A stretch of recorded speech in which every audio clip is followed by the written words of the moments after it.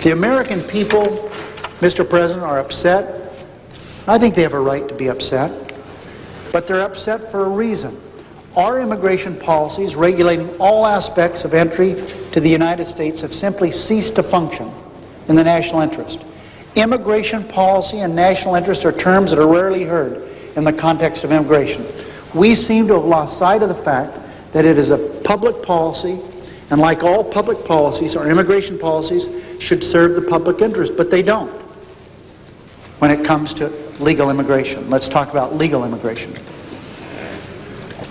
We now admit the equivalent of a major city each year without having the vaguest idea of how we will educate all the new children, care for the sick, provide housing, jobs, build infrastructure, attend to any of the human needs of the newcomers or those already here. Mr. President, each year we admit, I repeat, the equivalent of a major city. We admit more people each year than makes up some of our states. We admit a new state with legal immigrants every year. At a time of huge budget deficit and a severe financial constraint, we have no idea who or how these huge costs will be borne. We just do it. We admit the equivalent of a major city without any assessment of whether these newcomers are likely to be contributing members of our society. Only a tiny fraction of those admitted each year enter because they have skills and abilities that will benefit our country. The rest come merely because they happen to be relatives of recent immigrants. The result of this so-called policy is that there is now a backlog of almost 3.5 million people, the population of a city the size of Los Angeles, who have a claim to immigrate to the United States for no other reason than they're somebody's relative. Is this really a way to run immigration policy?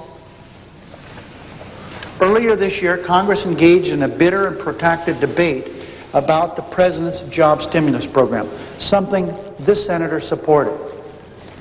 While there was a great deal of controversy about how best to put millions of unemployed Americans to work, no one on either side of the aisle disputed the need to create more jobs in this country. And you note, Mr. President, I didn't say put people back to work, because some of the programs we were working on is to give people a job for the first time. Yet, not once during the course of that debate did I hear, and I listened to most of it, did we ever stop to consider that during 1992, our government granted more work authorizations to foreign workers than the net number of new jobs created by our economy. And certainly, the job stimulus program wouldn't have kept up with the new immigrants. Can anyone fathom the logic behind this policy?